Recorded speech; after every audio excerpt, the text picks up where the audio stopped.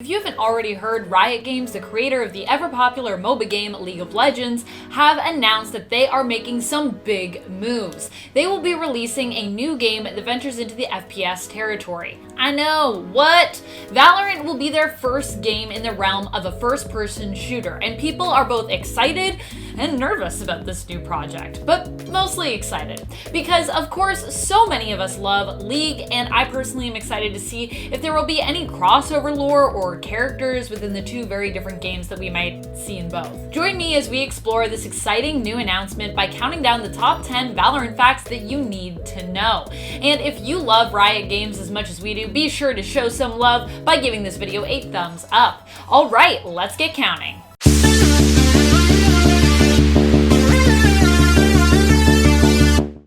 Number 10. What type of FPS is it?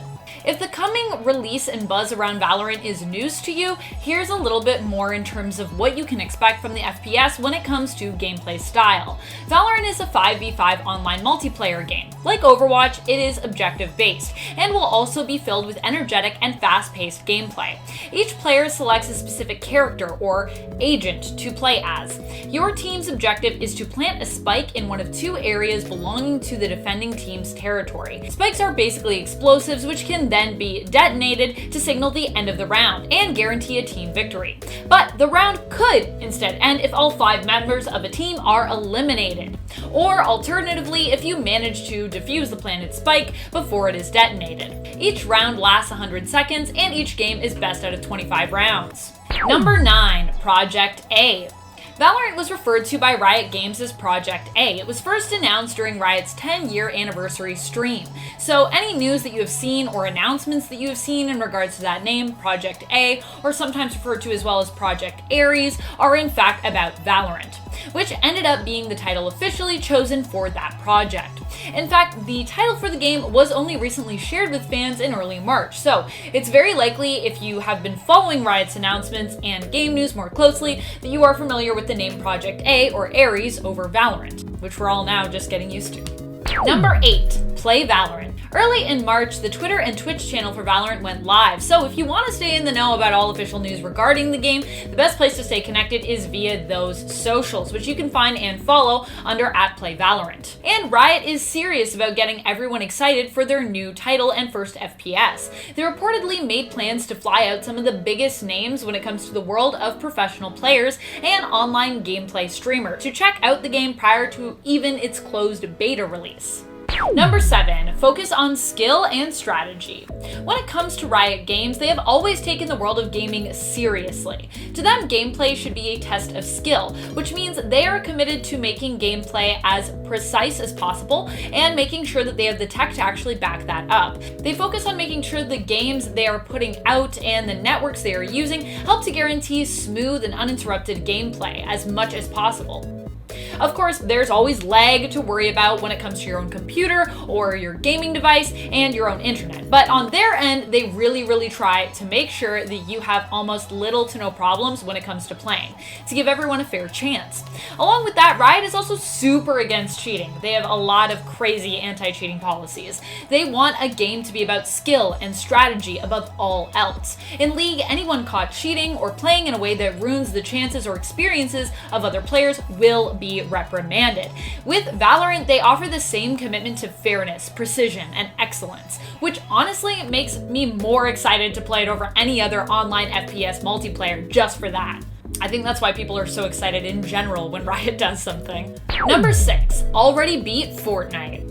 In views, at least. Calm down, Fortnite fans. Now, both of these games should be capable of coexisting, though, because they are quite different. However, it is true that Valorant viewer numbers during live streams of its closed beta testing, from those who were lucky enough to get their hands on a beta code, have already surpassed Fortnite's viewership peak, and is only slightly behind LoL even, one of the most streamed games online, which also, of course, belongs to Riot Games. Fortnite has so far maxed out at 1.69 million viewers during the World Cup, League at 1.74 million, and the super new Valorant is sitting at 1.7 million already for its peak currently.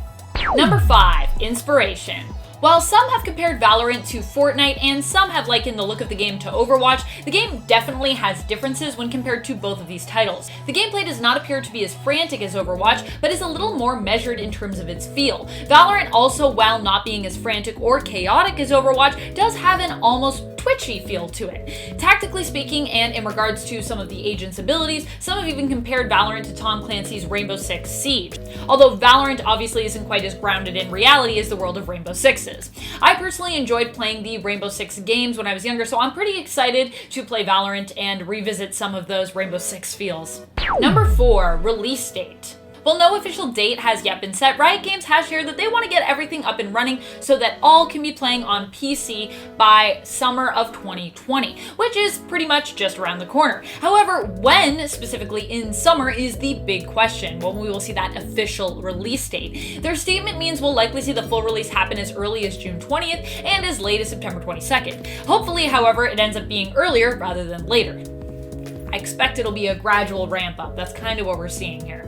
Number 3, get a code. Now, you could get a closed beta testing code for yourself to check it out before its full release. However, the odds of you getting one might be kind of slim, but still, there's a chance. How do you do this? Riot is offering codes to a select lucky few. Now, you can get a chance at being one of the lucky ones by creating a Riot account, linking it with your Twitch account, and watching streams for a chance to get in. One thing that Riot has said is that it isn't so much about how many hours of streams that you actually watch. So don't get discouraged if you found that you've watched the qualified streams and yet you haven't been rewarded with a code. You only need to watch a few hours of streams once your Twitch and Riot accounts are linked to qualify, and from there it's just luck. The more hours that you've watched gives you a slight edge in regards to being chosen, but other than adding a bit of weight to your odds, the process of selection is still random to ensure fairness. So it's not going to increase your chances dramatically, but they see you if you're doing that. Number 2, console release. As of right now, Riot's main focus for Valorant is simply to release it to Windows. They don't have any plans to roll it out on consoles for PlayStation or Xbox just yet. However, they haven't ruled out the idea entirely, and we could see this happen eventually. But how long down the road is that release? Well, that remains a mystery, if it ever happens.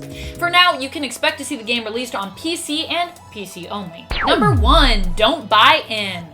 Riot is very serious when it comes to making sure everything feels fair. They are very strict as well when it comes to doling out punishments based on people who they feel are cheating the system and who are possibly abusing or diminishing other players. Some are so eager to play Valorant that they have been tempted into buying closed beta accounts. That is, accounts that have access to Valorant's closed beta. Some people have even apparently paid up to $150 just to get this early access. Now, Riot has warned against buying into these accounts though, as they are seeking out those accounts and they will be banning any and all of the accounts that they find that are involved in this. Thank you so much for watching. I hope you learned some new things about the upcoming Valorant and are as excited to check it out as we are. Do you prefer MOBA or FPS style games? Do you think Valorant could overtake Fortnite in terms of popularity? What are you most interested to see in Valorant when it comes to gameplay or design aspects? Let us know your thoughts in the comments below. And speaking of comments, it's time to turn to some comments from one of our latest videos, Top 10 FNAF Mistakes That Changed Everything. Ricky Ann comments, I still don't think FNAF World is a mistake.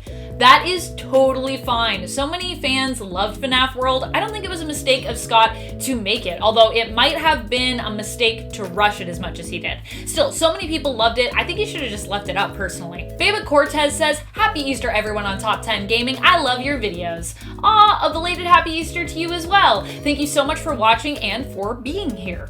And that's all the time we have for comments today. Be sure to comment below for a chance to have your thoughts featured in a future video. This has been Top 10 Gaming, and I'm your host, Amanda McKnight, reminding you to keep on gaming on. Pew pew!